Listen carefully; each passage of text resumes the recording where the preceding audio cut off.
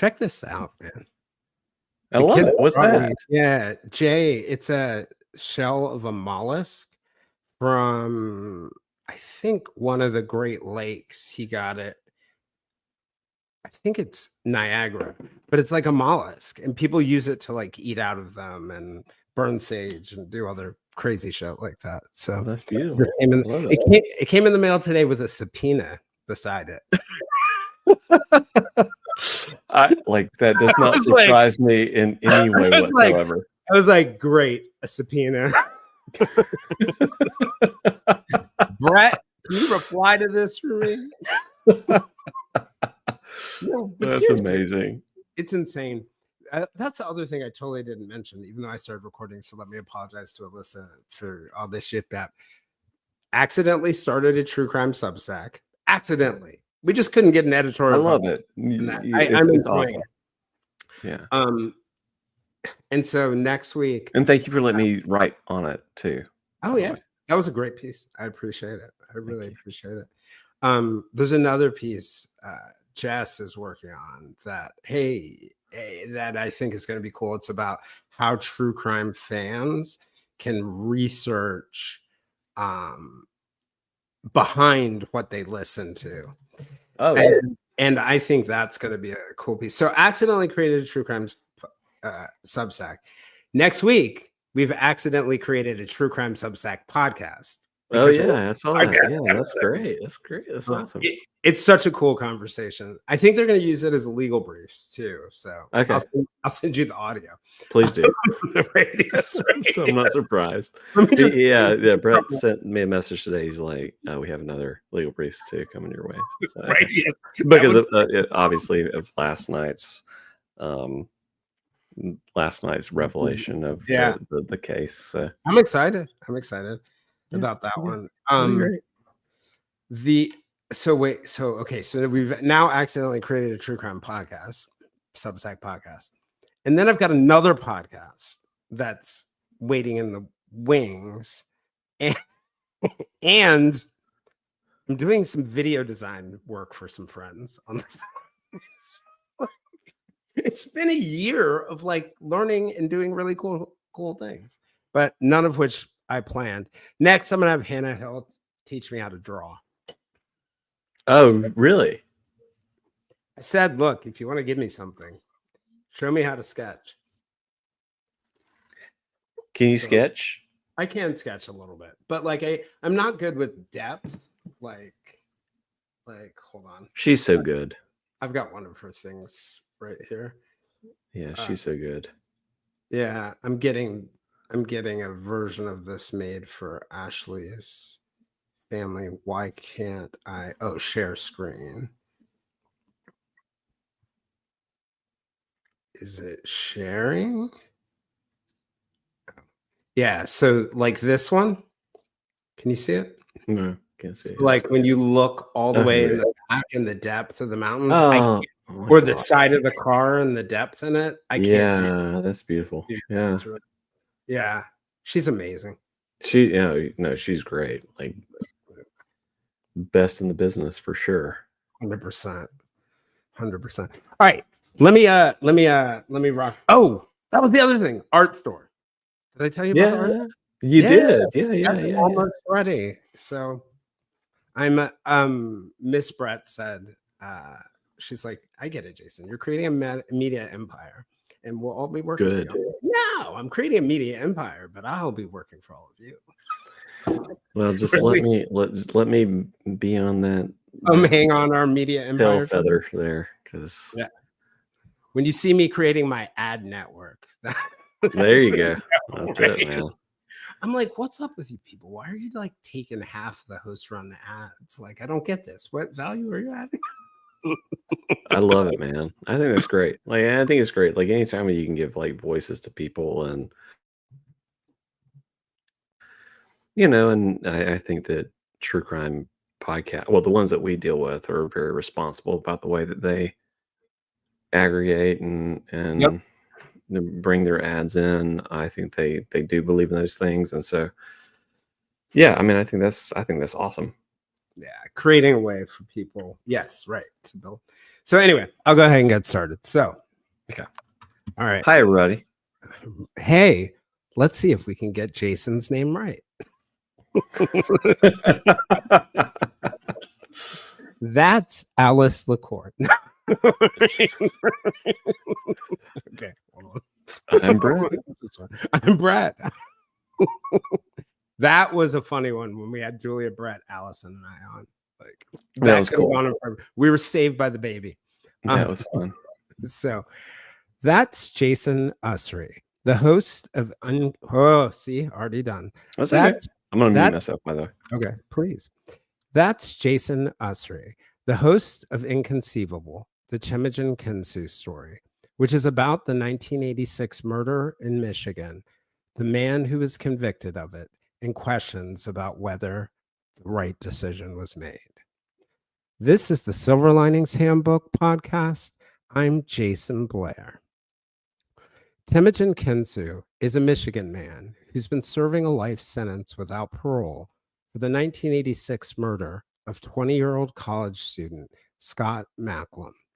The murder happened in a campus parking lot at St. Clair Community College in Port Huron, Michigan. The murder was as brazen as it was brutal. No one saw the shooting, but what emerged was that soon after exiting his car in the parking lot, Macklem was felled by a single shotgun round. The police found a shotgun shell in an ammunition box near the scene, but the murder weapon has never been found. Scott was the son of the mayor. Scott was the son of a mayor of a nearby Scott was the son of the mayor of a nearby Michigan town, a tiny town almost 30 miles north of Port Huron, which is, as the name suggests, a port town on the southern tip of Lake Huron and is much closer to Toronto than any major American city. Scott's girlfriend, Crystal Merrill, quickly pointed the police toward Kensu, who was her ex-boyfriend and a man she would later say raped her.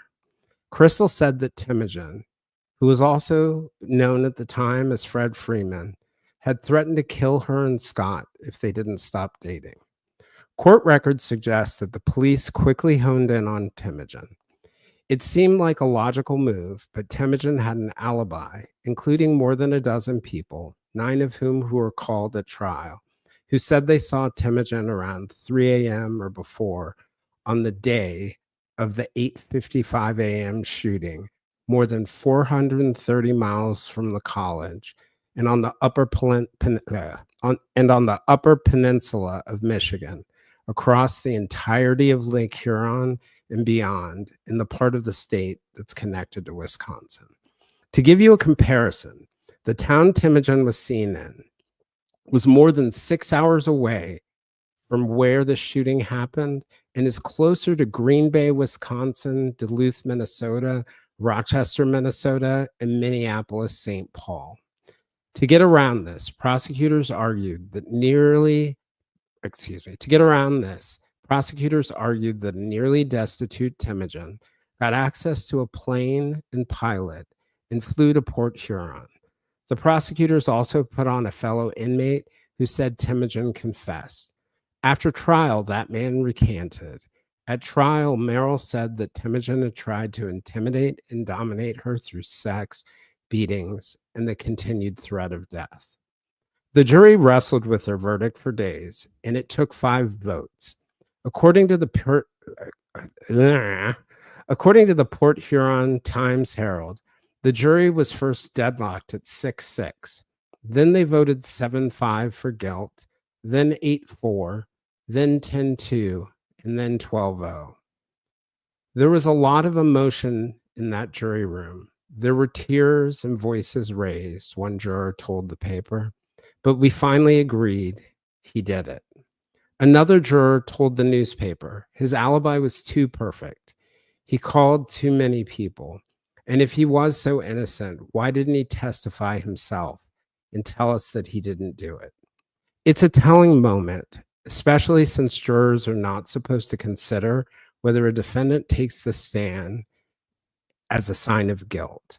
The sentiment about the alibi was echoed by Macklem's friends. One family friend said the prosecutors, quote, certainly convinced me beyond a reasonable doubt that Freeman killed Scott. His alibi was too airtight, but added afterwards that there was more than testimony that convicted Temijun. He said his arrogance and his cockiness did it too. The jurors saw right through it. When Temujin was handcuffed and led from the courtroom by 8 officers who formed a circle around him, he said, they got the wrong man. I'll beat this on appeal. Just wait. Temujin is still waiting. Today, we're going to discuss Temujin's case, how Jason became involved in it, what he thinks it says about the justice system, why he thinks efforts to get Temujin's release have been unsuccessful, and what he hopes will come from his effort to investigate and bring awareness to the case. Jason, thank you for joining me. I could rattle on about the 19 times you've already been on the podcast. But I don't know. It's been like what, 2 years that we've known each other It's now? been a little bit More? of time. No, I appreciate you having me back on. Like Yeah. this is a, as you know, this is an important thing to me, and I'm I'm stoked to be here with you. Yeah, yeah, yeah. And I think, it's very interesting to see your overall arc in this space. Just as somebody who comes from the journalism side, and I could never, never, ever imagine doing what you do as a sort of storyteller and writer on something like Santa May Be a Criminal. But it's really been nice to watch you go through this journey to get into our crazy space, which I will tell you is much less of an art than what you do. It's just a craft, and you just have to learn the craft. So, welcome to the journalism club. Yeah, I appreciate that. Like, I never walked into this thinking I would be a journalist, but like when you to investigate things, it sort of becomes a nature. Like I know you guys understand that when you're looking into things, like you find your path, and I've found a path. I don't know if it's the path, but I found a path, and it's been really exciting to do that. But there is so much work to be done, so I'm really excited to continue to work on that. I think that you'll find that the toughest thing about doing investigative journalism, at least in my opinion, other people may be different, is there is no end to investigating another person's life or an event. So when to stop was always the toughest thing for me. I agree. That or when to put everybody on the investigative team in the psych hospital. That was, that was the other question. Yeah, no, I'm with you on that. My gosh, like I tell people, people always say this is like going into a rabbit hole, and it's more like a whirlpool where like you think you're in a spot and you get whipped around, and it is very it's neck breaking, and the amount of information you get when you're doing this for the first time. And um yeah, I mean, the whole focus of the show is to get to the truth. Yeah. And I think the important part is like I always found that like when you're trying to make a tough decision in journalism, you just like grab onto that North Star and say, which direction leads me closer to truth? Like Yeah, Christians will often talk about like this idea of like, well, what decision would bring me closer to God? And I think there's a very similar thing in journalism. What will bring me closer to truth? Which actually is a good transition to what I wanted to ask you about first. You know, you're not a journalist by trade, and you've kind of alluded to the idea that it's kind of scary to even think of yeah, yourself as a journalist. I completely get it because you've been surrounded by them in your career. yeah. So, that probably even makes it scarier than people who don't know It or does. don't have any information. Absolutely. So, I wanted to ask you, what was it about Temujin's case that was so compelling for you that inspired you um, to go out on this limb and take this kind of risk to to explore it and investigate it this way?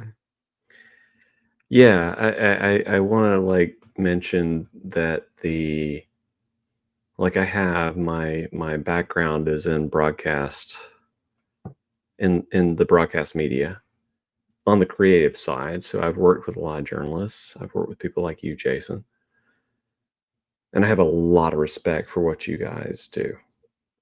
And it was very, very difficult for me to step into those shoes because I know how much work you all do. My life has been creating things out of what you do. You guys give Mhm. me the content and then I create the things.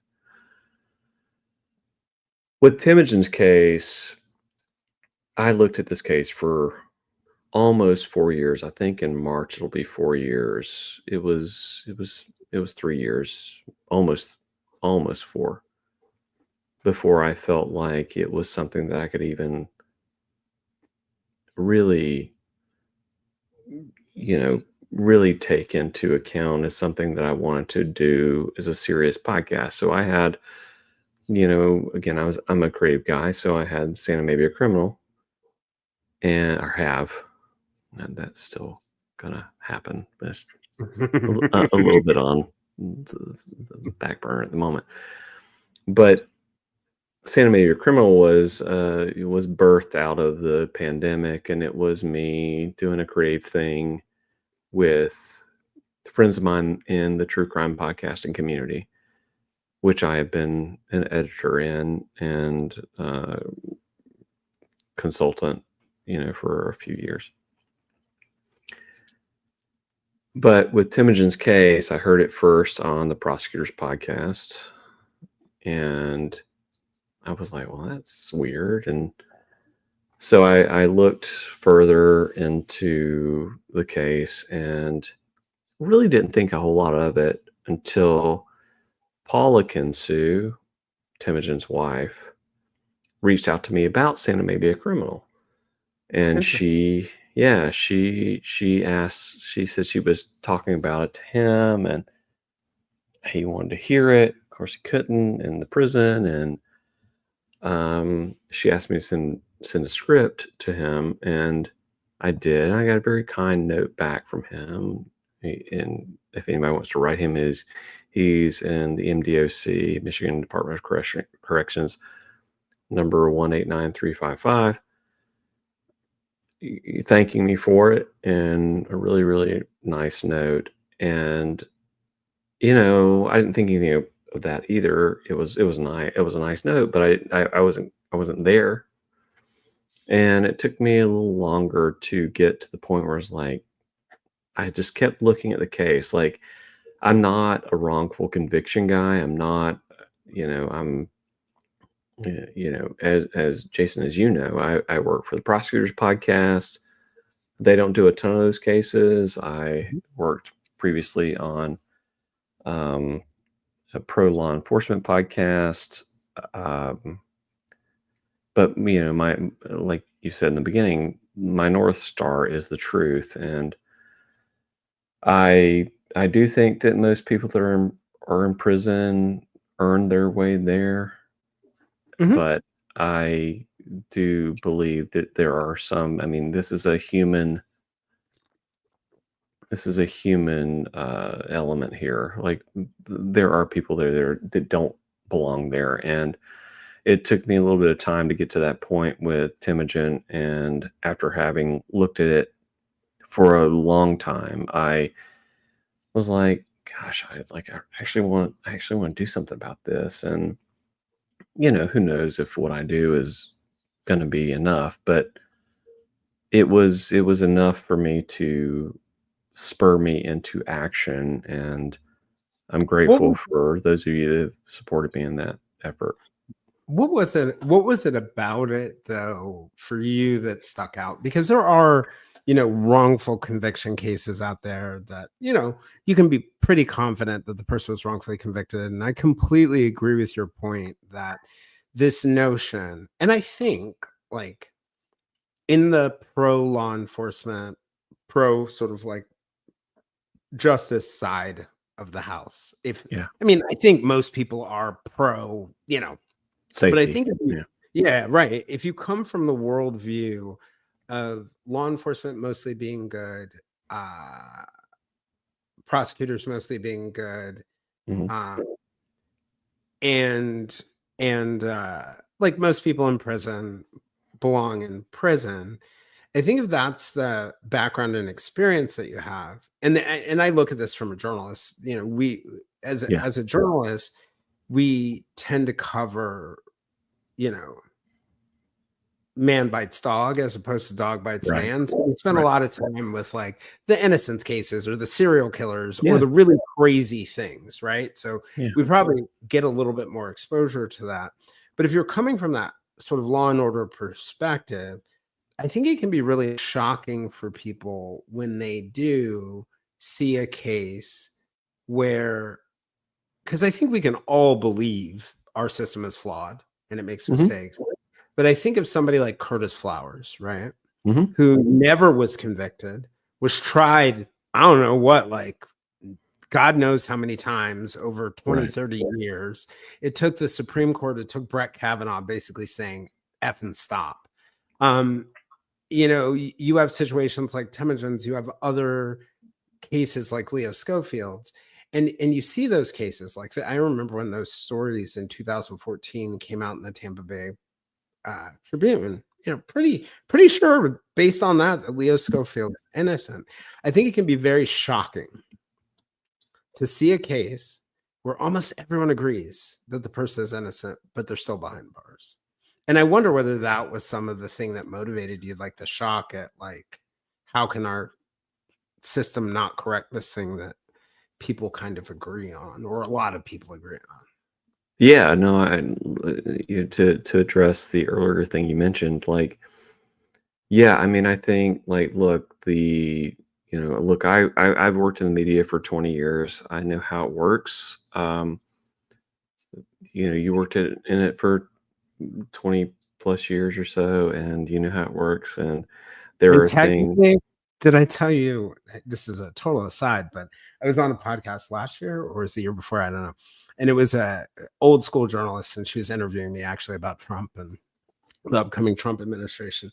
And she asks, like, why did you decide to get back into journalism? And I'm like, what are you talking about? I didn't get back into journalism. And she's like, you sit around interviewing people every week. That's journalism. So I now count it 25 plus Yeah, because absolutely. apparently I returned without realizing it. Well, you did. I think you did, and I think what you do is important. And yeah, I mean, I think that we look at these things. They are managed by people, so there are flaws there, and you know the system is flawed. And for me getting into this, it was really looking at, I guess, like confronting my own bias on what I thought the criminal justice system was. And so my first podcast I ever worked on was a show that was called End of Watch with Bootsy and Sal. And that was with a former homicide detective and undercover ATF agent. And their careers ended in not great ways. And the system sort of screwed them over at the Yeah. end of it. It The grinds. system they swore to defend, yeah. And our goal in that podcast was to unmask the stigma of Mental health. the mental health, yeah, in law enforcement, because it's so important when people are putting their lives online every single day, the stress that causes, etc. And so that's what our goal was. And we did that for, I don't know, 30, 40, 50 episodes, something like that. And both of them moved on, but I had a great time doing that. And I thought it was like the message was important.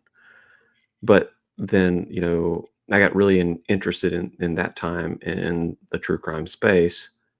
And fortunately, I met Brett and Alice, and then I was already listening to their show, and I bribed Brett to hire me as an editor, and he's kept me on because he's a good guy, despite what the gallery will say. Um, Uh, once in a while, no, but there's some questions I won't even ask. yeah, but yeah, no, like that was really cool. But I'd listened to his case on that show, and then it always stuck in the back of my mind, and I came back to it and looked for more things and looked for more things. And then when Paula reached out to me a couple years ago and asked me for the script and those things, we moved forward with um, getting that to him. And then, like, weirdly, in August of last year, I come home, like, again. I've been in broadcasting for a long time, and I was coming home. I was from an event from the Georgia Association of Broadcasters, and I get this call from Michigan. I'm like, anybody in Michigan? I'm like, what's this? And I silenced it 'cause I just thought it was like, whatever weird call. Mm-hmm. And Paula texted me and she said, "Hey, it's me and Temijun. We want to talk to you." I was like, "Oh, okay." So I got on a call with them, and she was on the phone with him from the prison, and we talked for a bit. And I'd already kind of decided that I wanted to do this project, but it was really kind of cool to hear his voice for the first time to me. We've heard Mm-hmm. it a lot of times in other podcasts, but to me, because I was sort of working in a vacuum there, for the first little bit of time when I was trying to, like, look at this case and not hear him know who I was. And it was really that was really cool. But yeah, I mean, walking into this thing is like Well, walking into any investigation is crazy. I remember um, working when I was a reporter in New York and working with like a young reporter. Um, and one of the most shocking things for her that was less shocking for me at the time, because I started reporting when I was in high school, and Yeah, so doing this was that we like to think of the criminal justice system as this like objective thing, but it really is just like the judiciary, the legislature. It's a part of a political system, and the political end is safety, right? yeah, And I think sometimes it can be very hard, and I want to ask you about this in a second, but it's hard to like deal with how political decisions can sort of conflict with the truth, right? yeah. And I think that's one thing that's hard and also fuels journalists. But I was going to ask you, like, what could you just walk us through what happened on November 5th, 1986? Like, what we're pretty sure about, Yeah. what the prosecution said, what the defense said, and sort of like anything you found, that any new things you found that might be interesting. How long do you have? We I don't don't have that know. much time, man. I don't want to die here in 7 weeks not eating anything. But so the basic facts of the case are that Scott Macklem, uh, a 20-year-old student at St. Clair County Community College, also known as SC4, was gunned down in the parking lot at about 8:55 a.m. on November 5th, 1986. The person that was pointed to as committing this crime was excuse me, sorry. The person that was accused of committing this crime was a man named Fred Freeman, who is now known as Temijun Kensu. He changed his name. So I will talk about him chronologically as we have it. So Fred was in he was in Rock at the time of the murder. He's alibied there. His alibi witness at that time. And that's in northern Michigan, up on the Upper Yes. Peninsula. So Rock is about 438 miles north of where Port Huron is. He was alibied by a number of people up in that space for the hours surrounding the crime. So he was alibied at about 1:30 in the morning with another person named a woman named Beth Steer, and then at about 2:30 in the morning with a man named Paul DeMars. And then he was alibied at about 8:55 a.m. with Michelle Woodworth, who was his pregnant girlfriend. Now, he was not a guy that, you know, We're talking like at least 3 a.m. and a 6 hours and change trip. correct. And look, I drove that route. That route is it's longer than six hours. Like it's a hike. Like it's a real hike, and it's a hike in, you know, 2020 when I did it, it was 2024 last year. 2024 car, 2024 speed limits, which are 20 miles an hour faster, or 50 miles an hour faster. Uh, roads better Mhm. conditions, and all those things. So it And you was also it have was the challenge of, like, whoever did this was lying in wait. So, it's yes, not like they coulda just gotten there at 8:55 or correct. It wasn't whatever. just a drive up and shoot thing. There had to be some sort of thing, and also as Julia and the consul pointed out, Scott had moved his regular parking situation to a different lot. So you have that scenario as well. There are a number of problems with this case. Like it's inconceivable. Like Right. my show's called. And but yeah, Well, no, I was gonna ask you about the plane theory, right? oh Um, yeah. I always thought it was a little Gosh. odd to bring in a theory. People point out, "Oh, the pilot was the personal pilot of fill in the blank." That I don't find odd. What I find odd about the plane theory is usually in court, you need to have some basis in evidence, right? Like, you Mhm. need to have something that points to this being possible. Yeah. Um, but I did you look into the plane theory to see if they're, like, flight logs or There are anything no that flight logs. suggests Yeah, of a flight there is log? nothing there.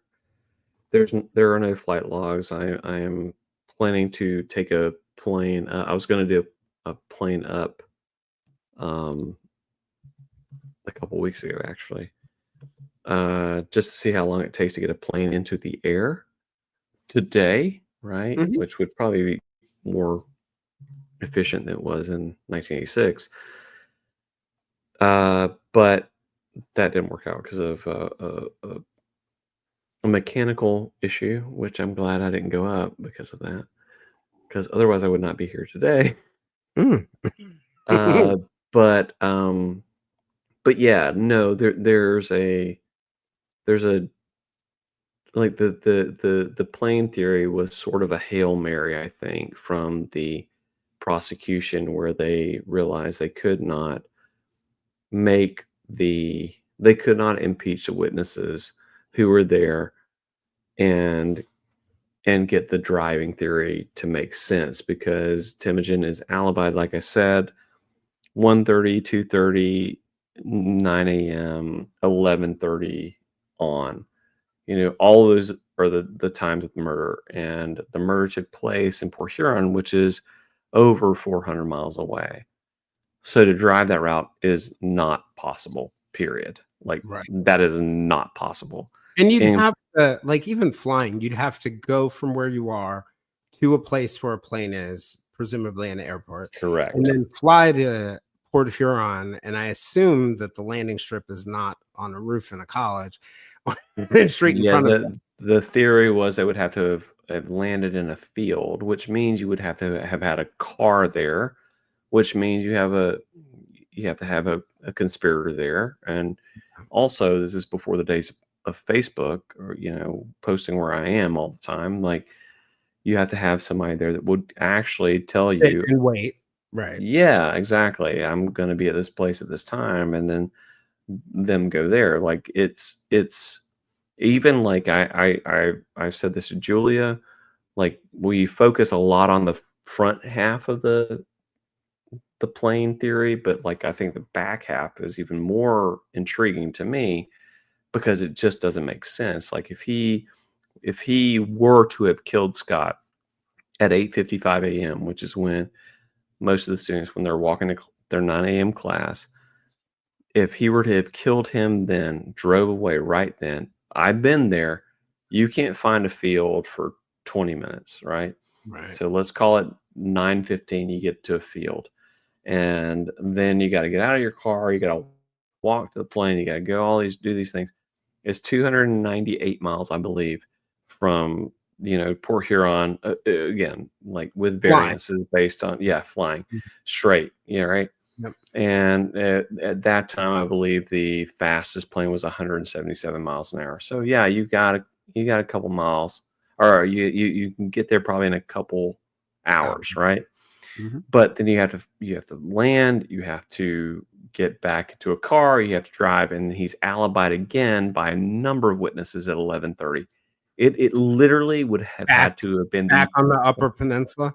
correct, So yes, so it would back have in required Escanaba where he was alibied. so it would have required flying down, getting back. So, like, when I listen to what you're saying, I see only one of two ways. You have accomplices on both ends, or Correct, even if the one doesn't know, they're a part of it. correct. The second accomplice probably knows because somebody needs to drive you out of Yep, there. and Or those where Scott is too. right, yes. Or this is an elaborate, coordinated plan, and you put the car there weeks before, and you did all these things and somehow got back up. And the thing that I find so interesting in listening to the consult's review of Temijun, because the consult looks at things from a behavioral perspective, the one thing I walked away with, not sure about much about the man, he is not a planner.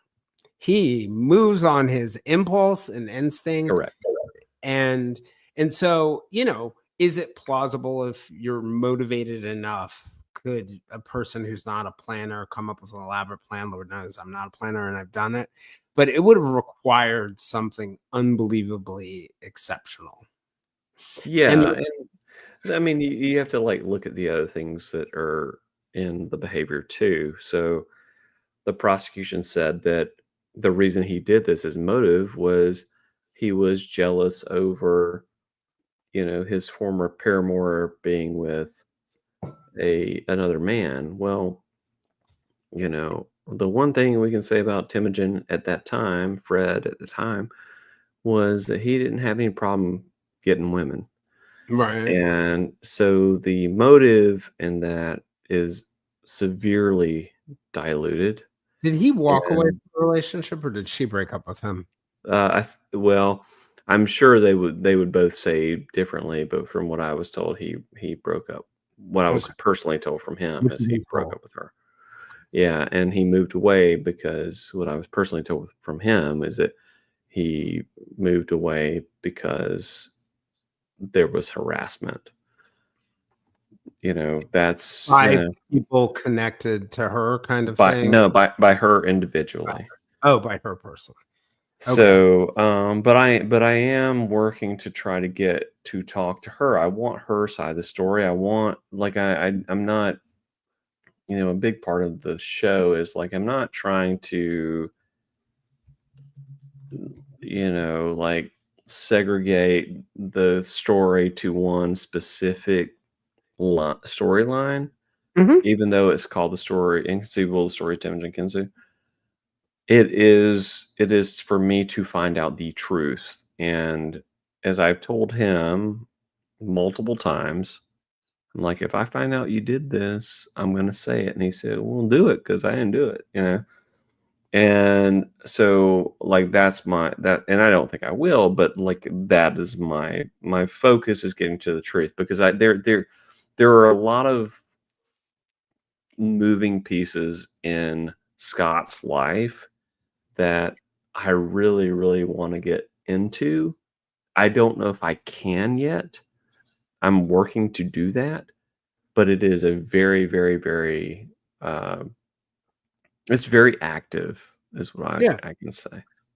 Because victimology is like a super important part of, and it's So not important. meant to blame any victim, but it gives you, I mean, if someone walked in here right now, well, let's say after we're off and shot me in the head, you would want to know, like, what have I been doing in my life? What kind of relationships do I have? What Right, kind of activities am I involved in? And it's not necessarily to blame me for the guy who walked in here and shot me in the head, but it'll right. give you some understanding. Was talking about this on a recent episode. Julia and I joke that every year I should send out the FBI questionnaire to all my friends. Yeah. So whenever inevitably someone comes and gets me, they'll have an easier time figuring out it. I just said there's going to be a long list of suspects, buddy. But your point is really, like, apt. Like, yes, like, again, I mean, Julia and Bob and Susan and Angela talk about this all the time. Like, the victimology is so important, and it's such a, like, as true crime consumers, which I was before I started doing this part of it, we don't hear about that stuff a lot. Yep. We hear about case, we hear about investigation. We don't understand, like, there was this person, here was our life, and here's why we think there might be another person. And I think that's so important. And the Even simply to tell the difference between something like a planned crime and a yeah, non-planned crime, or to tell whether the likely suspect knew someone or not. If you go into someone's victimology and they're very, very low risk, then you know to look for like something random or a stalker or something along those lines. yeah, And if you go and you see a lot of high risk, you just know eliminate those risks. And I think like when you talk to, having interviewed a lot of them, people whose loved ones are missing, and this is a huge misconception I have, and I talk about this. I sort of confess this on the True Crime Times Substack podcast episode that's coming out soon. So, right, when I first heard of Julie Murray, Maura Murray's sister, I had a lot of trepidation because I was like, I had this feeling that she didn't want anything bad to be said about Maura.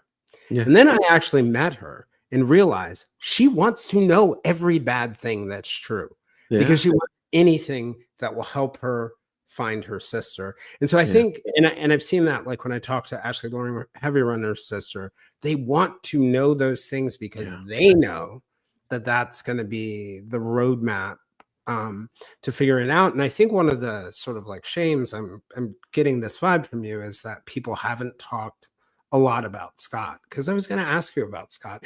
The only real things I could find when I when I researched was I found a teacher who described him as like just a great kid, happy-go-lucky, always positive, type of right, thing you would expect to hear.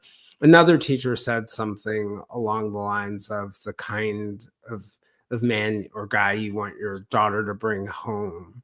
right, But those are the things I expect in the immediate aftermath sure. of a murder.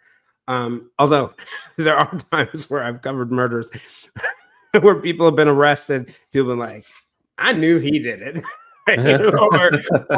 or or they're like, everybody in the block wanted to kill him. Right. So, but that is rare. Usually I hear really positive things, but I couldn't find like a good profile or something like that that really looked into his life. So what do we know about Scott's life? I mean, we know very little about Scott's life, unfortunately. What you said is what we found. I FOIA'd his school records. I got denied on that. we know he worked at George Ennis Menswear. We know that he was And that was in previously. Fort Huron? Yes, Yeah. and we know that he was approached by a couple of individuals prior to his murder. We don't know who those individuals were. What do you We mean by know approached? he was, there was some kind of conflict there. I can't characterize it off the top of my head, but there's a conflict there between him and people, 2 men, and later. Witnessed by other people? Other people saw Correct. it? Yeah. Yes.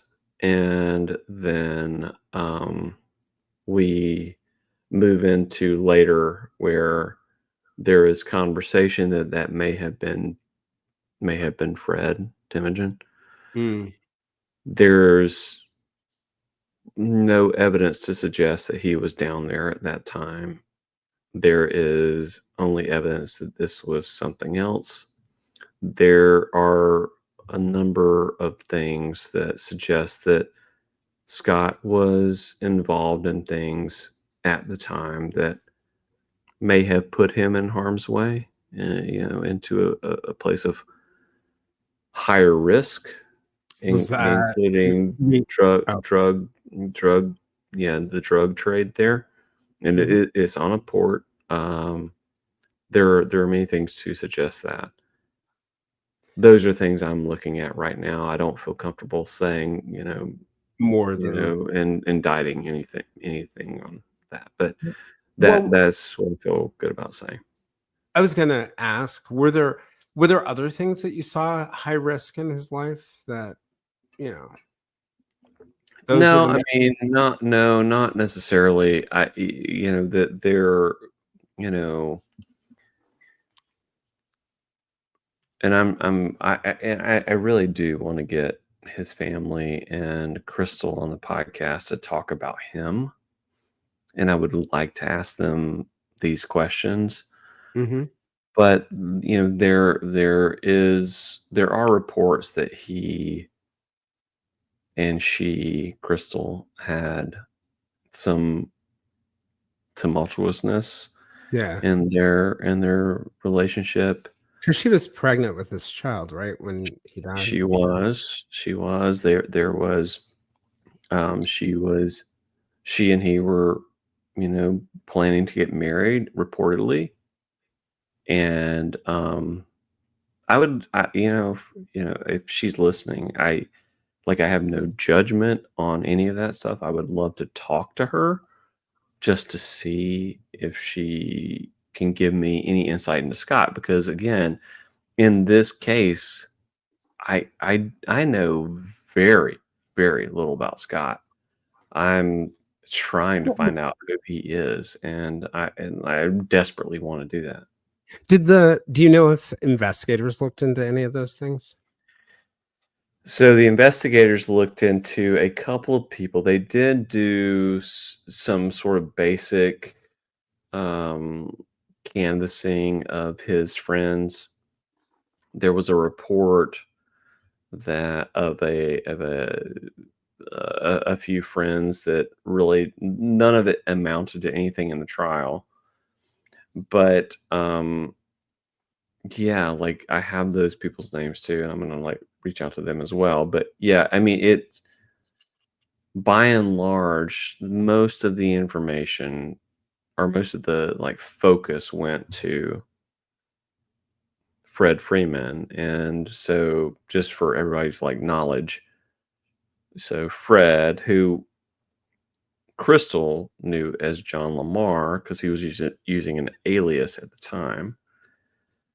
So Crystal met Fred slash John, who's also slash Temujin, Mhm. um, in about April of 1986. They went out a few times. They did what they did. But previous to that, she had had a relationship with Scott. And then after that, she had a relationship with a guy named Arnell Hope. Arnell, at the time of the murder, was on a ship. Um,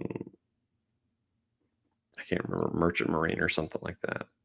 I have so many case files in my head, I Mhm, can't remember mhm. exactly. But so Arnell is gone. He is totally alibied away from everything. So they go back toward Temijun. Again, Temijun is 438 miles away. And then he is more or less, he's honed in on because he has, for the time, it was an alternative lifestyle. He was a rock and roll guy, focused on Mm. martial arts and all those things. So, Right. Yeah, the guy who sort of like the Damian Nichols of their town. yeah, yeah. I mean, that's exactly what I mean. That is there. There are so many. There's so many like parallels Yeah. to West Memphis 3 West on the. Memphis 3. Yeah. So I was going to ask you about something like one you brought up Cheryl, and one of the things that I think probably caught me when I originally heard this story was you hear the ludicrousness like the plane story, you hear all these things, and you ask yourself the question like, how did this guy ever get convicted? And then even if you don't have that answer, you do have that answer. You ask yourself, why hasn't this guy been released? And I think I picked up on a couple threads. And one of the threads that I saw both uh, from what I read about the jurors in the trial Mhm. and what I saw in his commutation hearing that happened later, and then even in the transcript to the original trial. There are a lot of moments where the commutation commission is admonishing him for his body language or for Yeah. rolling his eyes or for doing these things that are showing some sign of disrespect. And you see that in Yep. the trial. And like, that's the kind of stuff that people will actually, in reality, sort of like convict you over. You're like, Yep. you're rolling your eyes while we're talking about a dead kid. You must be fill in the blank. But Yeah. then also at the commutation hearing, I read the testimony of Cheryl and the other women who said that he sexually assaulted them. And then I read the letter that Temijun wrote to his daughter, which is just brutal. The concept of any father writing a letter like that to their daughter is just brutal. And I said to myself, oh, I kind of get it now. If I put Mhm. myself in the shoes of a politician and I have this person Mhm. who may be innocent, like I'm 90% sure they didn't commit this crime, but they probably committed a bunch of really dangerous crimes that they were never charged with, or at least these people alleged it. And they're treating these very serious judicial proceedings this way. Like whether like even if I'm not on the fence, like am I going to be the politician who lets this guy out?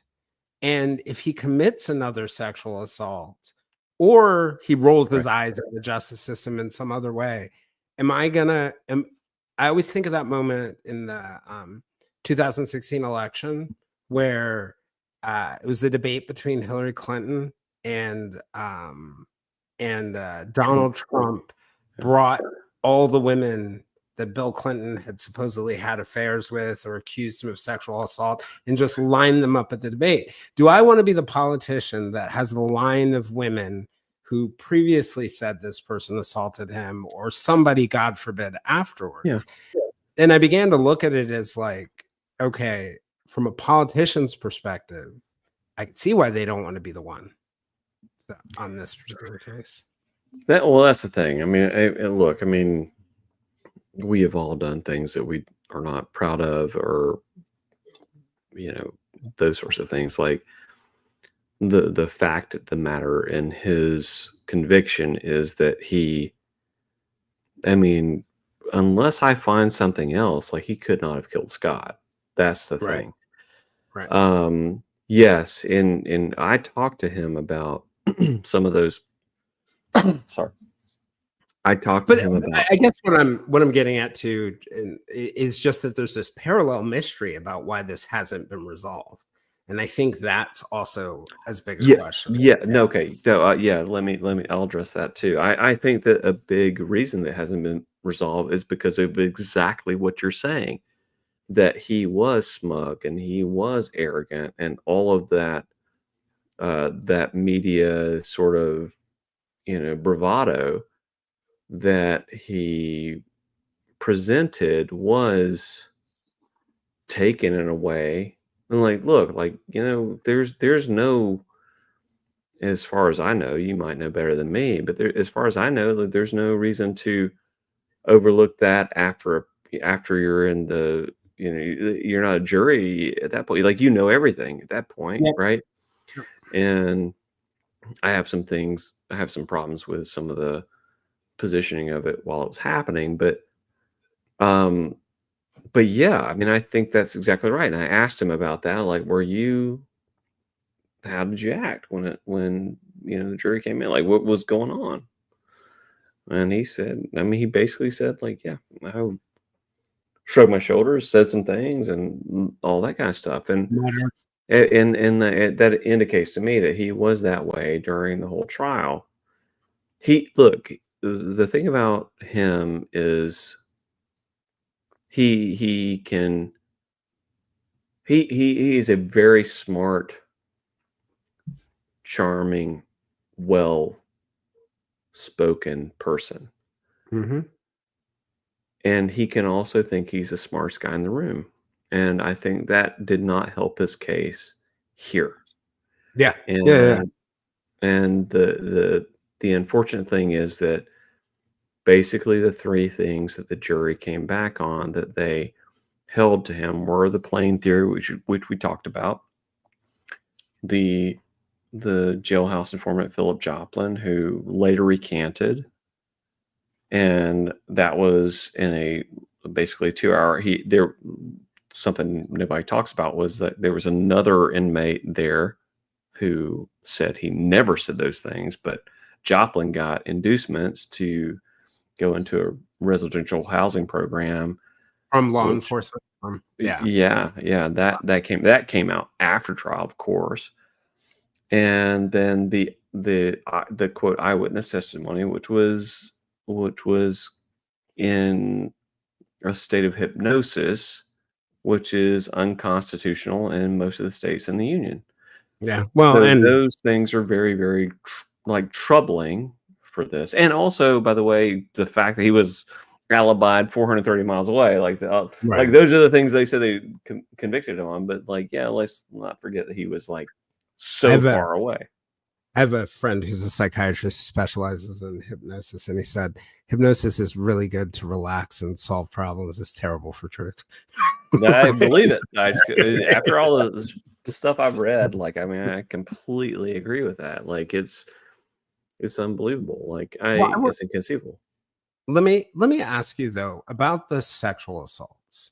Did you Mhm. get a chance to ask him a question? Because multiple women at the commutation hearing years later accused him of it. Cheryl accused him of just downright rape, and sort of rape another time. Does he admit to those things? And if he did do those things, has he apologized, or do you think apologizing could help his case? I'll take the last question first. I don't think the apologizing can help now. I asked him about the abuse allegations. He admitted to 2 of them Mhm. when I sat in front of him. Of course, I was not allowed to take a recorder in. I will report on that in the podcast with what he said. But he did admit to being that way. He also admitted to being abused by his mother. I asked him if I asked him if he thought that the reason that he treated women the way he did was in response to trying to have control because of his anger for his mother. Like, I'm not a psychologist. I'm like literally I'm just like figuring this shit out as I go, right? Well, there's It- there's 2 things. Like, I think you're onto something that's legitimate, right? Like, if you have a very difficult relationship with the first woman in your life, it may shape the way you engage other women. If you view your mom as a threat, you may view women as a threat, whether you know it or not. But there's also another thing about Temujin that's really interesting that sort of like made me wonder before I even knew anything about his relationship with his mom. His willingness to walk away from relationships, which sort of points toward him not being the kind of guy who would shoot someone over a relationship because he Yeah, finds it easy to absolutely. walk away. And as soon as I had heard that, I was like, "Oh, he probably had a very poor relationship with a parent or parents," and I didn't know what his parent because people who can easily walk away from relationships usually can do it because they've learned very early on to detach emotions from really important people very quickly. Yeah. And that plus so what that it's a decent segue, and please continue with the things Ye that he talked I about. I But I think that's a great segue. So, I did talk to him about that, and, what he told me was because I asked him about that, like, "Was this a response to your mother's abuse?" And he said, "No." He said, "You know what, Jason? I just wanted people to like me." He's like, "I wasn't the best looking guy in the world, but I knew I had something, and that was the gift of gab. And I knew I could talk people into he would have been the best salesperson in the world. Like, if he had gone which is straight, part I'd have of his been problem right now, I know, right? I know. Oh my god, I know I'm fighting that every There's single a day. thin line between the best I'm trying salesperson to in the tell him, world. just let us do our work right for a little bit. It's that moment where Uh, I think you're the used car salesman where I'm like, yeah,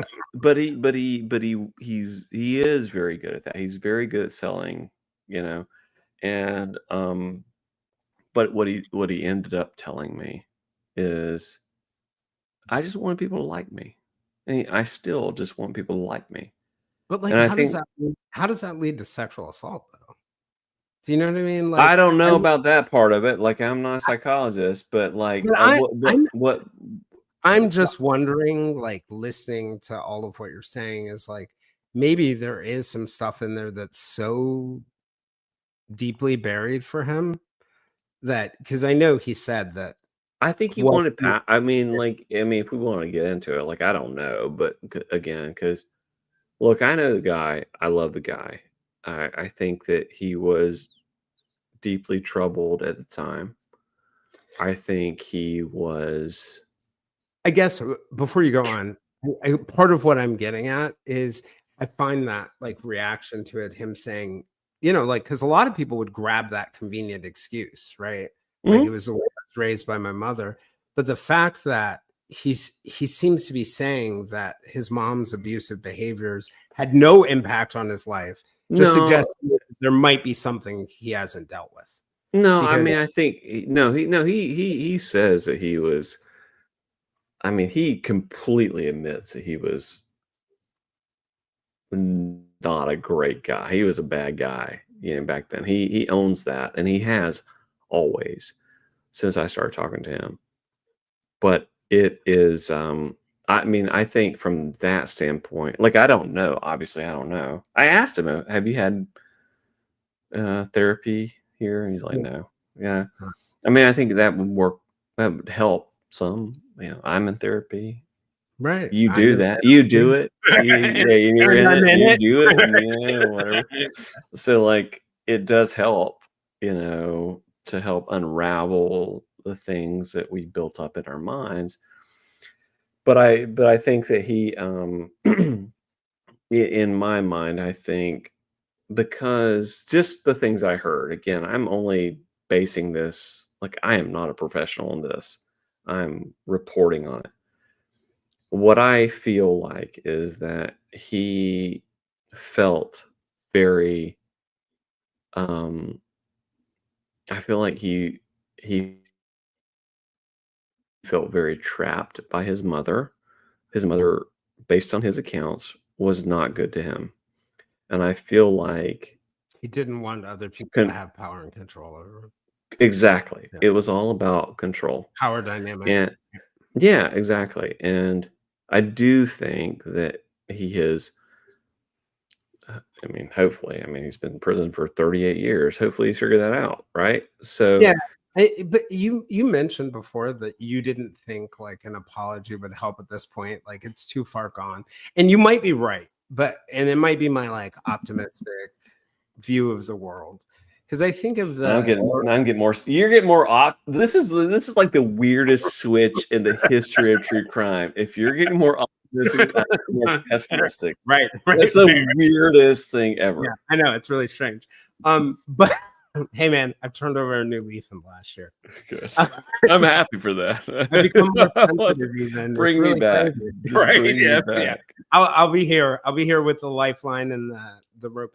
But I think it's something like the murder of Heyman Lee and Adnan Saeed was convicted of a murder. Then Serial came out in 2014, Right. and questioning his whether he was really guilty.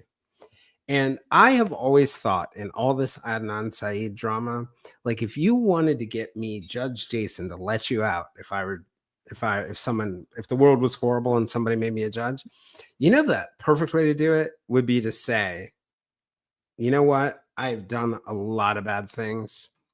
I did this and I am really sorry. Like, and I just wonder, like, if a genuine apology to the people who were hurt, even if, you're not going to apologize for something you didn't do, right? Like, if you didn't kill Scott, there's no reason. You can say to his family, I'm sorry about your pain, which I've heard, Yeah. right?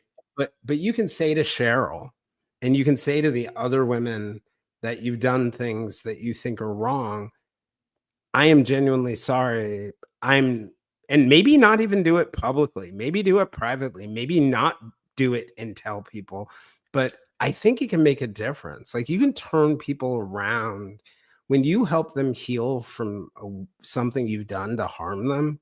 You can really turn people around. So I will say this. So when I walked in to interview him, I told him I want to do things a little differently, and I said I want to pray with you. And we prayed. We prayed first for Scott and his family, Hmm. and then we prayed for him and that justice be served. And at the end of the interview, there were a couple moments that got emotional. And one of them was when I asked him who, in the beginning, I asked him who Fred Freeman is. That's part of the arc of the Mm-hmm. podcast. Yeah.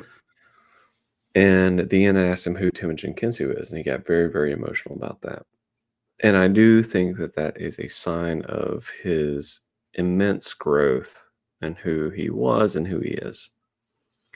And then I asked him, will you go visit Scott's grave when you get out? And without a hesitation, he said yes. And he said, I wish I could stand in front of his parents and tell them I didn't do this. I wish I could tell his son I did not kill his father. Like, I want them to know I did not do this. And I mean, that's a really, like, it was very, to me, it was very powerful. And it took a lot out of me to not get emotional about it. Yeah.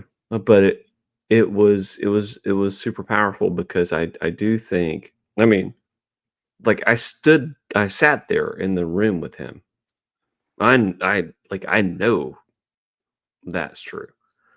Um, unless he's the greatest actor of all time, and I've watched a lot of movies. You never know. It could be. You never know, right? It But felt genuine, though. It felt genuine. no, it was super genuine, and he really did, I hate with to all his circle back heart. to Cheryl though, because there is no more important person to convicting him than Cheryl. You're talking about And Crystal, right? Is it Crystal? Crystal, yeah, Crystal, I meant. Sorry, not Cheryl. Crystal. I don't know why I have Cheryl in my head, but there's going to be a poor editor who's going to have to go have me say the word Just say Crystal. Crystal a bunch of different times so Yeah, she can edit Crystal. it back Yep, in. yep, at different points. But the thing about Crystal that I think is interesting to me is if we like take an all-knowing perspective and we say Temujin did not commit this crime, Mhm. there is no bigger advocate for his conviction in this entire process than the woman who pointed to him, who's Crystal, Mhm. the woman who fought against him in the commutation hearing, the woman who mentioned to Scott's parents that he's likely the one who did it. Um, there are even things that Crystal said that feel like to me like him threatening them. I don't know. I don't know whether that's true. I don't know whether he truly threatened them. But the one thing I picked up in everything I read in testimony from Cheryl is that she is a truly scared woman. She is scared of him to this day, or at least to the commutation hearing. And I just feel like if something can be done to bridge that, or at least to cause some healing there, or some sense of safety, Yeah. I think it would be just good for humanity, period, for her, and maybe even for Temujin too, internally. But I don't think it could hurt him. And I feel like whatever's, there are a lot of victims in this story, right? If we believe There are. Temujin's innocent, Scott's a victim, Temujin's a victim, but Crystal's also a victim.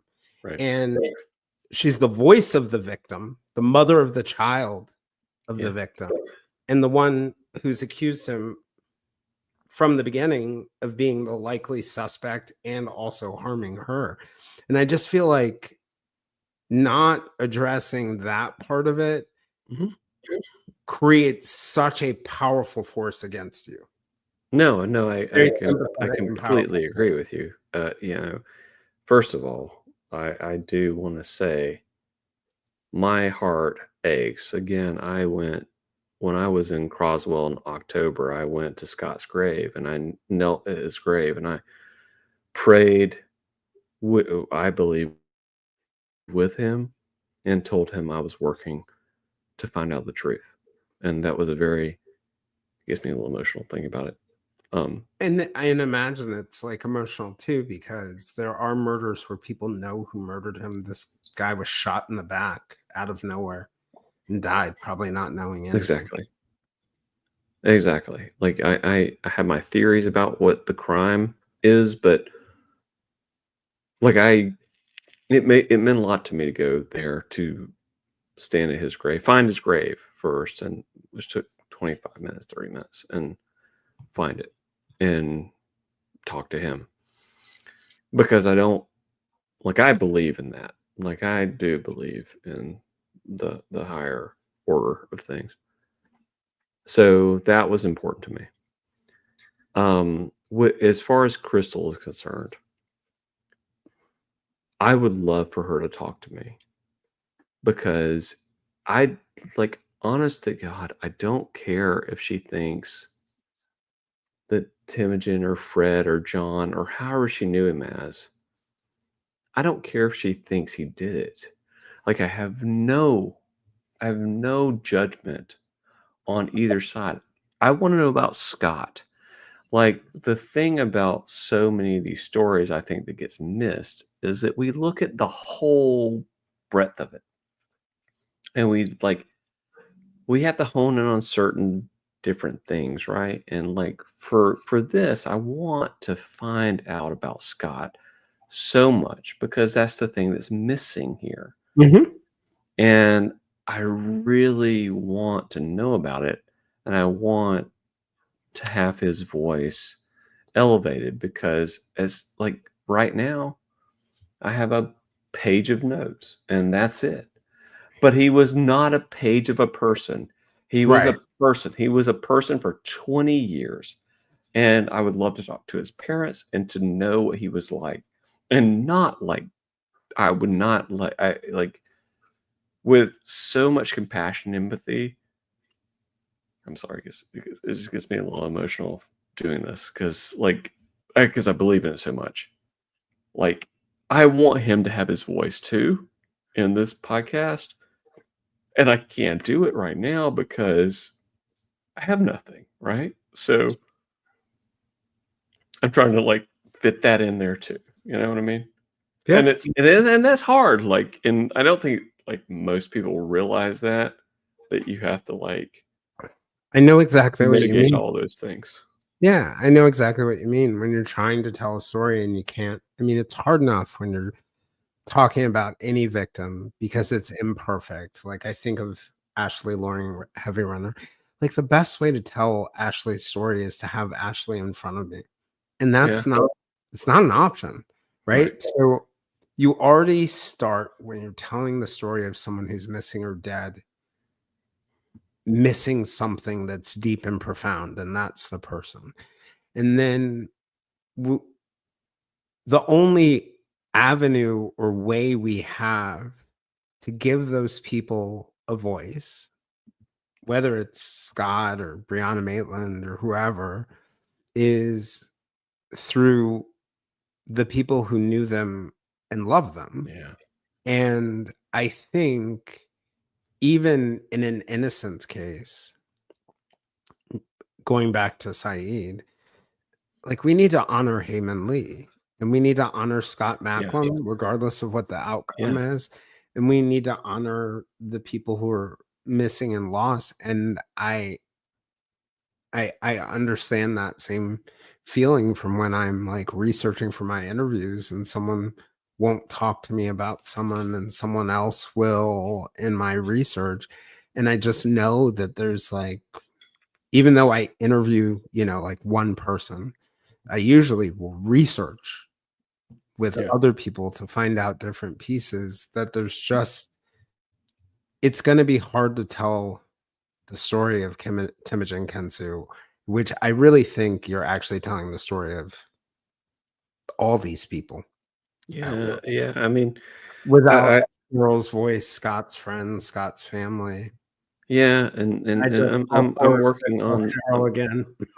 yeah, and I'm working on getting those voices. I mean, like, yeah, I mean, it's hard because the thing that's like so confronting me, and you touched on it there, is that in these cases, and in this one because I'm so closely tied to it, there are two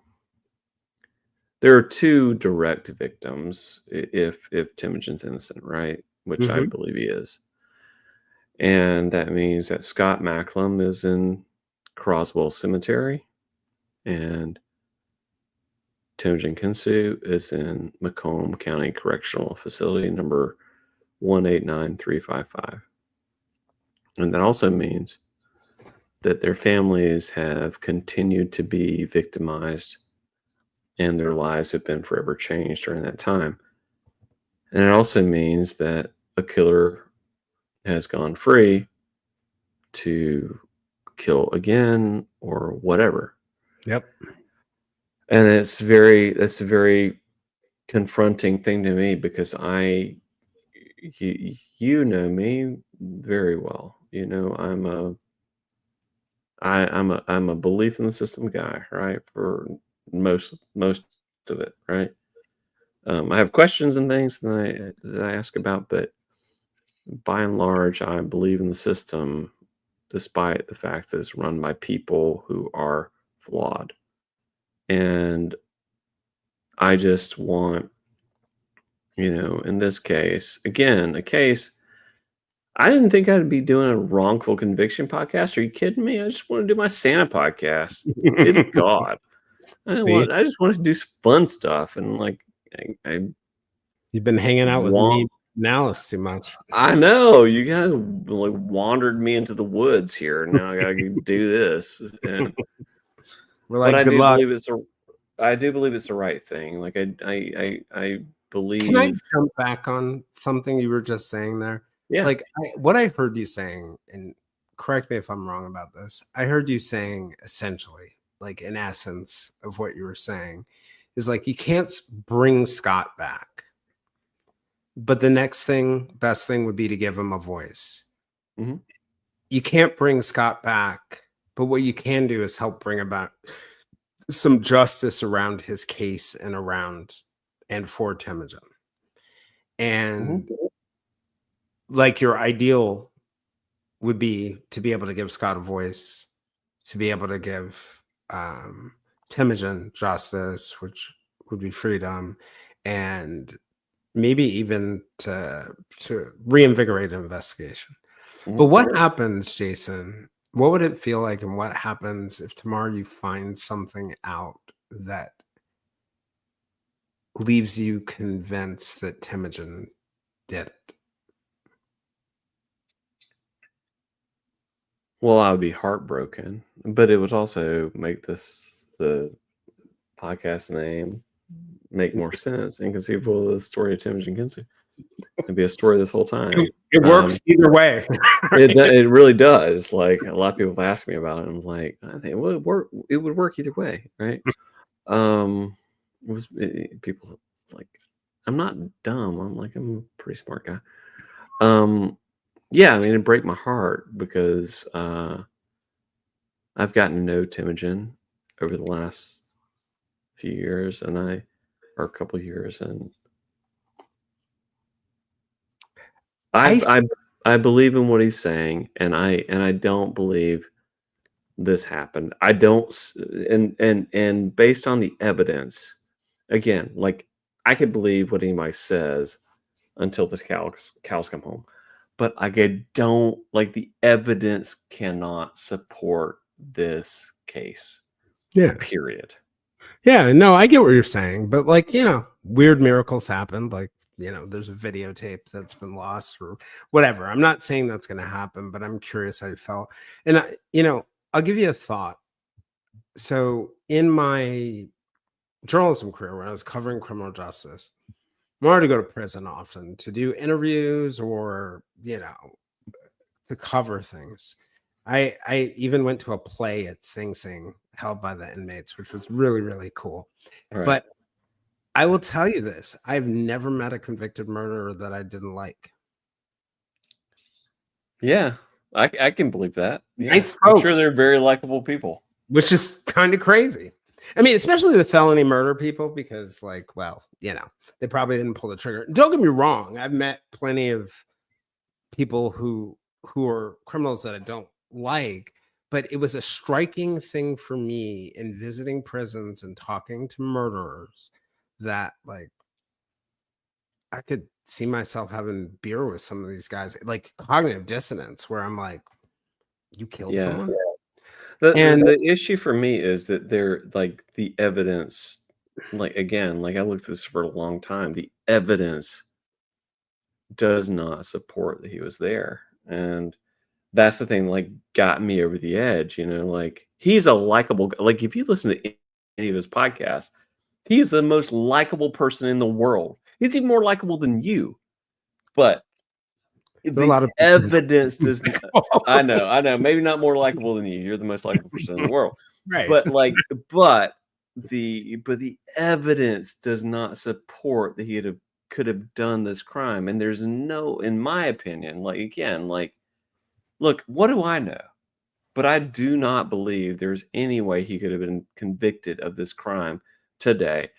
And he should not have been convicted of this crime in 1986. Now, that's not to say because of the path in his life at that time that he would not have been convicted of something else as he was going on. Actually, let me, because he was going in a bad path, right? So I don't necessarily hold this view. I actually don't hold this view. But what would you say to somebody who said, okay, maybe Temujin is innocent, but he's exactly where he needs to be? Look at all these other things he was never charged with. That doesn't matter for the crime to me. Like, look, like, yes, like if you want to hold people accountable for the crime that they are arrested and convicted for, I am totally on board with that. If you want to put a person in prison for a crime that they didn't do, and that, like, the things I've said this before, the things that Temujin has done since he's been in prison are honestly, I mean, they're more than most of us will do outside. Mhm. And if you can imagine taking the cage off of him and him doing those things, if he would still do those, I don't know, then that would be amazing. Because I do think he has a unique experience with the system, and he could do things to help create opportunities for inmates and prison reform, right? So yeah, I mean, like I'm all But for you like but you get what I'm saying. There's some people who are gonna say, "This is a public service conviction. Maybe he didn't commit the crime, but, like, we, society, are all better off for the fact that he spent." Okay, maybe let him out, but we're all better off for the fact that he went there. He might be better off convict him for for the it. crime. That's all I'm gonna say. Like What you're saying is my like, position is like I am totally fine with him serving whatever he would have served on the basis of the crime that he would have committed with no problem. And again, I will say this: he was going down a path. He had a specific place that he was going. It might have led to more. I don't know that. None of us can know that, right?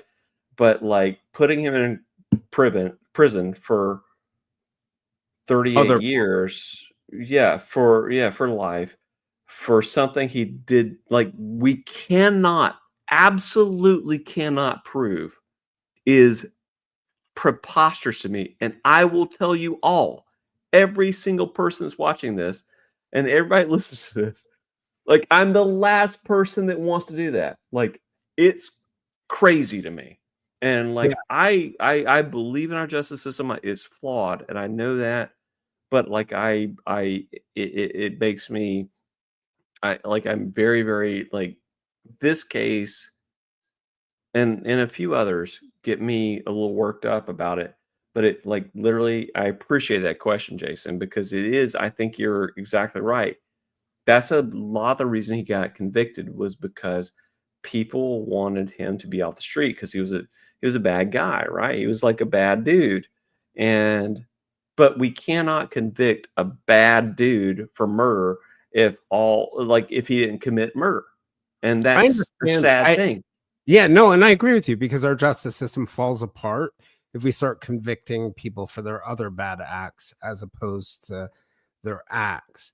But I think it's an acceptance of the reality, which is just like those jurors said, oh, his arrogance pushed them over the edge, or the fact that he didn't testify, or all sorts of things that shouldn't be relevant.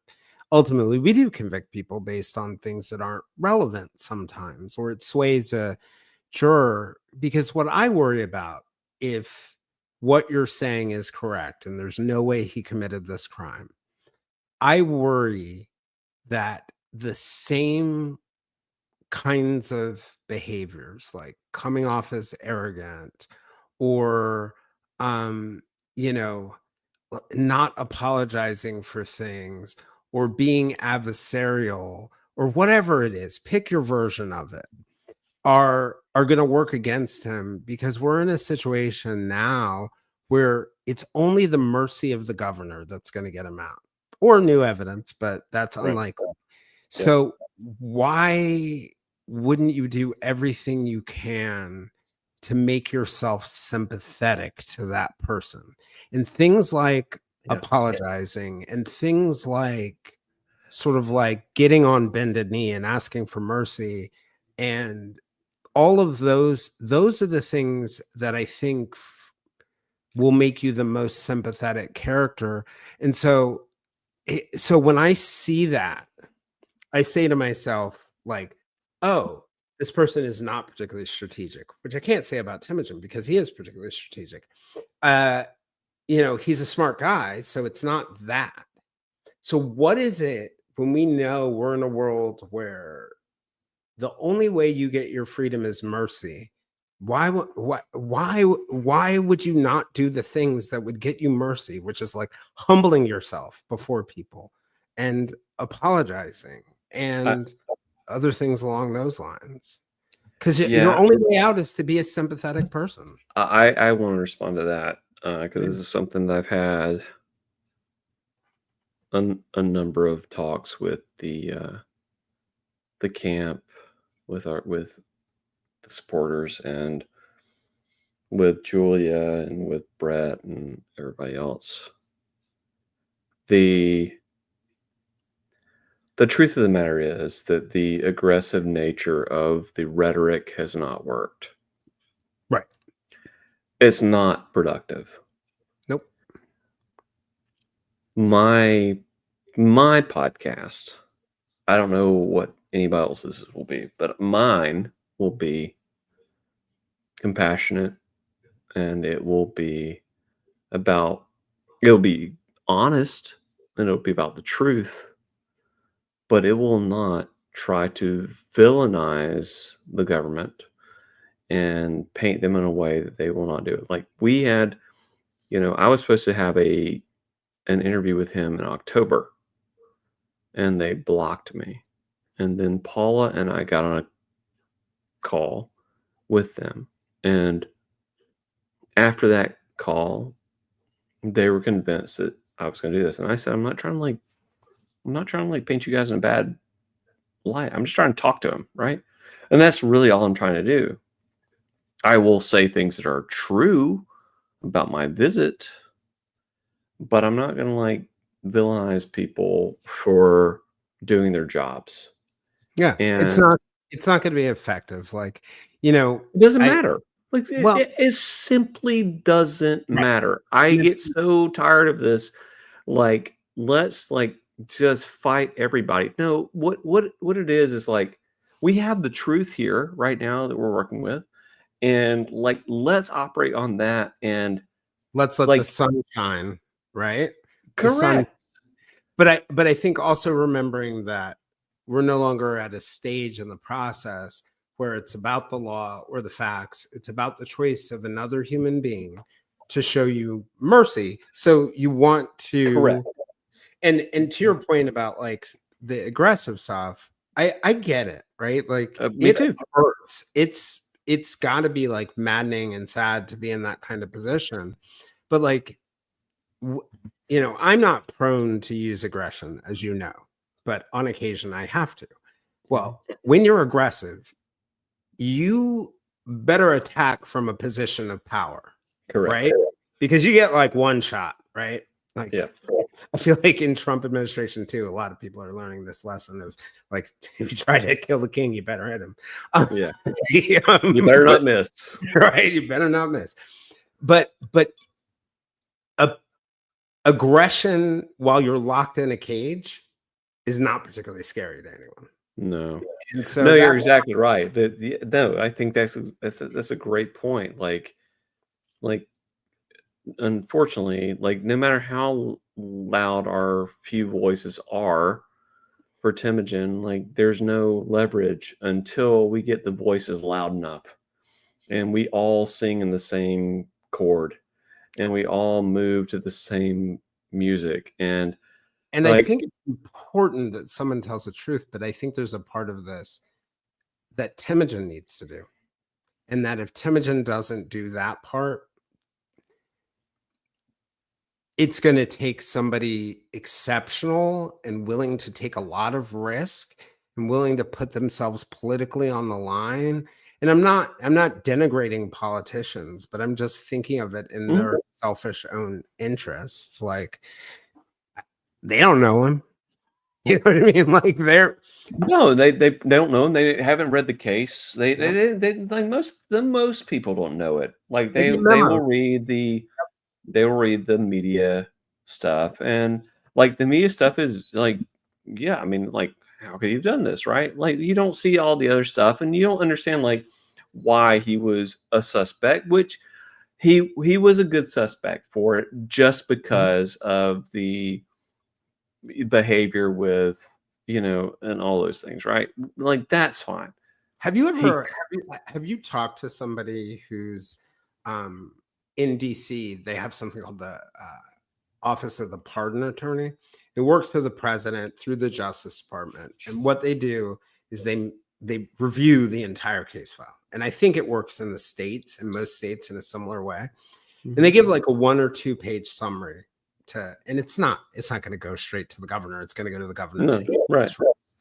And those summaries are so fascinating. It's a summary of the facts of the case, summary of the facts of the request for clemency and pardon, the risks of pardoning said person, the likelihood of offense, like all sorts of other stuff like that.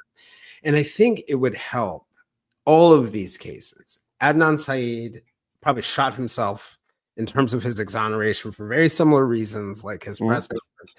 If all of them put themselves in the shoes of the person who has power over you, whether that's the jury or whether that's the judge or whether that's the cop or whether that's whatever. And is that a perfect world? No. The truth should win out. It really should. It should win out, but that's 1,000%. Yeah. No, I think that, I mean, I have not. We need both. Right. We need both. Yeah, it's something to take a look at if you can get a copy either by FOIA or some other way of just anyone's clemency report. It'll help you understand the world that a politician looks, the lens they look at to give mercy. There's a reason why like a lot of pardons happen as someone's term comes to the end. Yes, right. But let me in terms of, you brought up Scott's family and friends, and you said you hadn't had a chance to really speak with them. And I want to.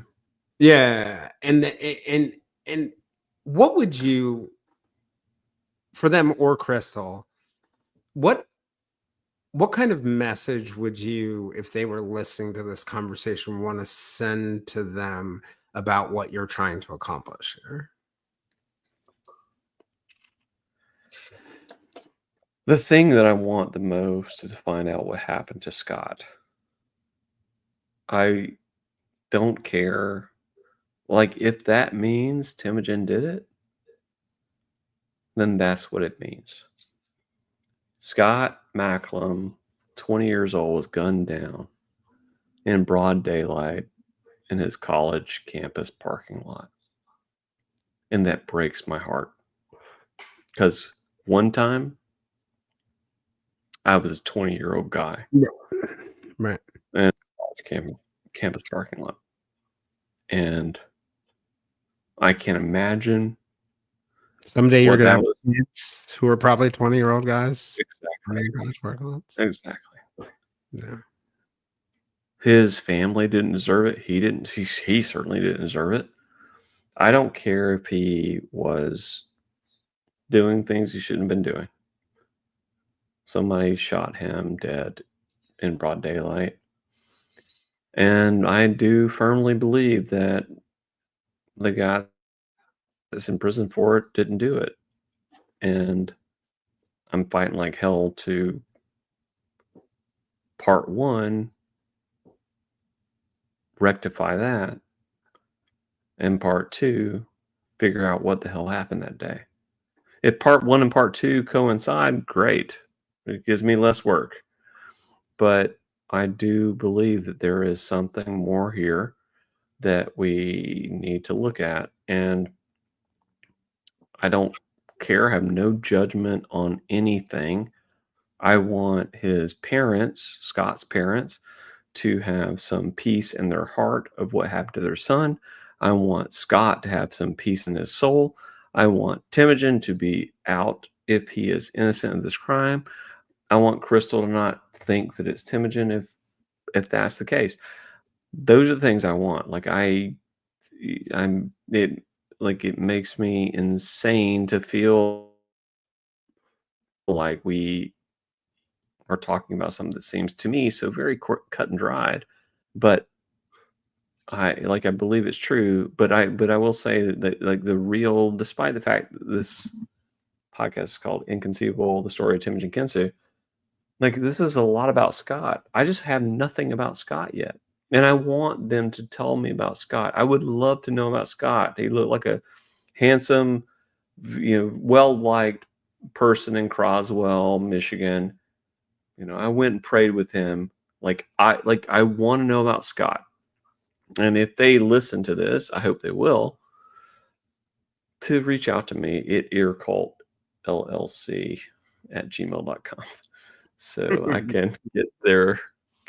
I can get in touch with them. But yeah, I mean, really, like it's this is an emotional journey. I don't know that people know, and you know this because you've done this stuff before. I didn't know this. I had no idea walking. Like I did a silly Santa podcast. It was just fun and ha ha ha. And then I got into this and like I'm crying all the time. I'm looking at all these like not great things, and it's like it's dark. It's dark as hell. And you just have to like suck it up and go into it and say, yeah, Burn some sage in the shell. I need to burn some sage. I need to burn a hell of a lot of sage, I guess.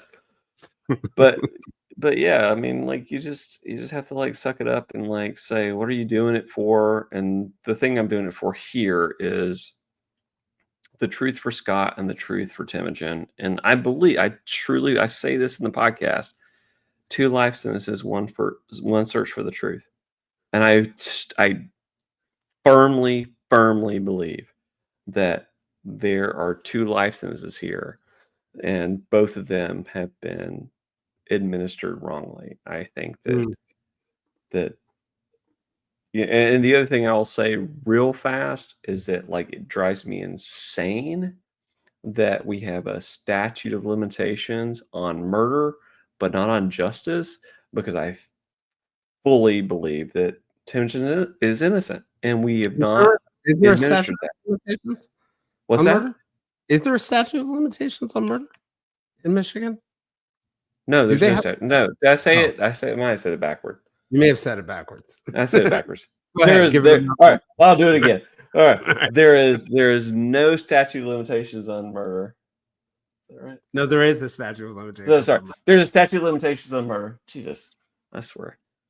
Like You need to there's a apologize. statute of Right limitations now. on murder, and then there is no statute of limitations on the truth. Like that's the problem. Like the thing is, like we can say like you can always be convicted murder, but you can like once we put you in the pen, you may never get out, right? Yeah, Because the procedural things in this case have kept, even though Temujin has gotten so many things in his favor, he still can't get out. Yep. And you're getting to the idea that our justice system is designed to move toward finality. And at every stage of your appellate process, you get closer to finality. And one of the ways you do it is you can't bring in the evidence that you had before. So somebody can go through the appellate process on both the federal and the state side, Right. and you have an amazing case, but each court only gets to see a small piece of it or review a small piece of it. And I think, I think the other side would argue that for victims and for victims' family members, there needs to be an end to it at some point. It can't go on forever. And I do think that there's some truth to that. But one of the things listening to all these innocence cases like Temujin's, right? Like Leo Schofield's, like Pablo Velez Jr.'s. I'm going to have Lisa, his advocate, on. Yeah. Good. Actually, it's going to be the week before this episode. Good. And all of those cases, there's something, and I think we can legally do it. There's a way to do it in the law that provides a space and exception for certain cases where it seems very clear. Yeah. That there's, and I just think we have not figured out how to craft the law in that right way. And I think that's, to me, when it comes to innocence, the next piece of advocacy isn't really about like getting Scott Peterson out or getting Stephen Avery. It's coming up with what laws do we need to change for these very exceptional cases where people have gone through the appellate process, but there's something very convincing about the totality of what's been presented when each court can only review a part of it. Anyway, Yeah, Jason. no, and I would just add to that, like taking some of the restrictions off of things, like as you know, because you've interviewed David and Kristen multiple From times. from That Othram. yeah, from Othram, you have done a great job with those things. There are so many things that are happening in terms of the technical or Yep. technological side of true crime now that we can actually get to better answers, which Mm-hmm. is amazing. Mm-hmm. And there, this, cases like this, it happened 38 years ago, you know. Like I want things like the shotgun, the ammo box that was found there. I want that tested for touch DNA. Right. Like, okay, because the fingerprint that was found on that box that was not even found by police, it was found by a student named, I won't say his name, but it was found by a student the next day. It was tested against Temijun's fingerprint, and it was not a match. And So touch could we DNA wasn't even a thing then. Yeah. exactly? So like, could that lead to something? Like, there are a lot of different things to get to the answers, and that's the thing. And maybe that's also a part of it too, like looking at how do we build laws that allow for modifications based on technology and new I would advancements. love that. You should write the law. I'll sign off on it because You don't want you're smarter you don't than I want that am. I law, am. buddy. You don't want the Jason dictatorship. There's a reason why I never, J&J right there. right, there's a reason Knocking why. it out. Anyway, thanks for having the robust conversation. Thanks for answering the tough questions and the easier ones. I appreciate it. I believe that ultimately, like what you have to, if you want justice, you have to be in love with the truth. And Mhm. sometimes our system works against the truth for competing reasons. But I think being in love with the truth is going to be the important part.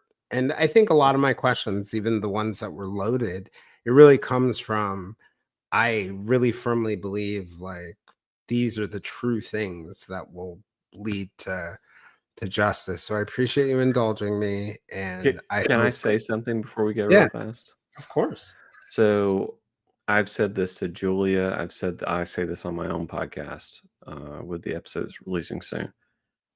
So I walked into this when I heard the episode from Brett and Alice a few years ago, totally believing that Temujin was innocent. And I've listened to a lot of podcasts, and even to this day, I still believe he's innocent. But because I believe he's innocent, that means I have a bias.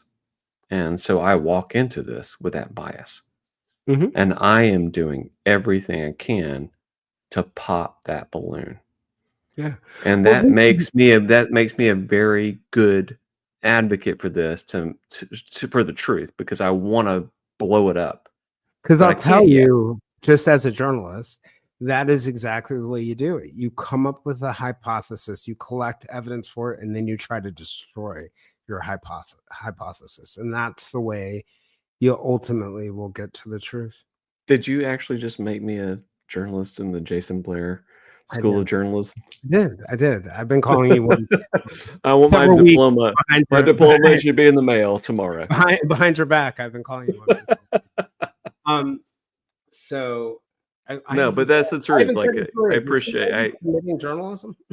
Mm, I look. I appreciate you having me on. Like, I love our conversations, and I really appreciate this opportunity to talk to people about this case. And yeah, I mean, I think that like it's a big conversation, and there are a lot of things that we need to continue to talk about, not just in this case, but in a number of cases. And um, no, And I I really want to have appreciate you, man. you.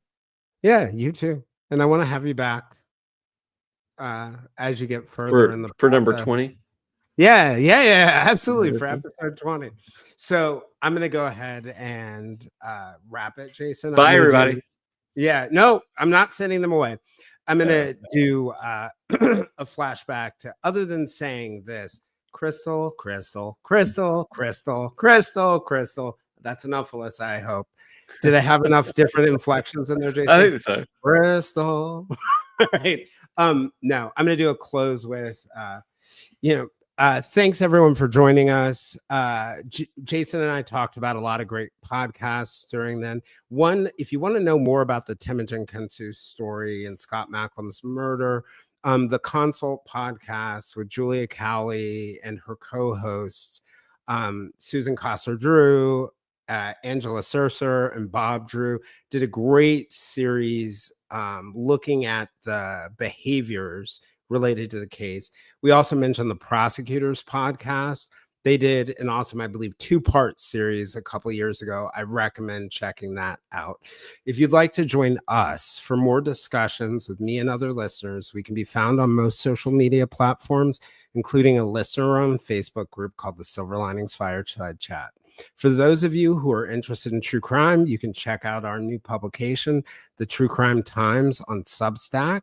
That's a partnership between me and Brett and Alice from the Prosecutors, but we want voices from all over the true crime community, including listeners and consumers.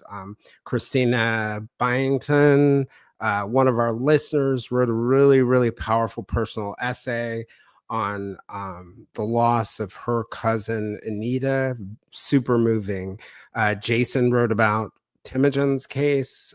There are all sorts of great things. So we want you there as subscribers, and we also want you there as writers, and for your suggestions that you have.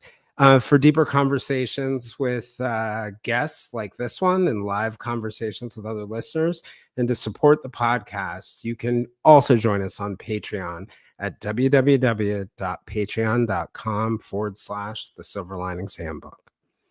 Woo! Crystal, crystal, crystal. That's great, man. Good poor Alyssa. I love it.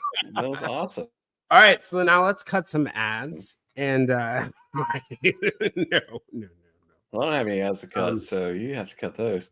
Yeah, no, I feel like, unless you want me to do like BetterHelp, and I'll say right. this episode is sponsored by, and you could just do the rest. What was the one you did on Patreon where it was like just a Patreon special? I can't remember what it was. It wasn't better. It was Better Elf. Better Elf. Yeah. No, that was for your podcast, but there's another hilarious one. I should have done a flash to your Patreon too, because there's I don't know. Wait, go back and look. Remember. You did like a short, like 5-minute hilarious episode. That's fun. It wasn't even an episode. It was like a riff on something. But the thing I really liked about this interview, and thanks guys for coming, by the way. The thing I really liked about this interview is I think we were able to talk about some of those issues that people don't talk about related to Temijun's case. And I suspect, this is just my firm suspicion, knowing the way the process works, the people who are giving the governor the memo know all the dirtiest shit about of course him, period. They know all the dirtiest shit. And when a podcast comes out and doesn't address that stuff, they're not going to take it seriously. Yep. And they roll their eyes, of course. I talked to Temijun last week, and I told him, I was like, look, I'm going to say shit. You're going to look bad in some of this stuff. And he said, I'm good with that. Like, tell the truth. I told him, I've never said to him, I'm not going to tell the truth. Like, it's always been, I'm going to tell the truth. And like, look, I love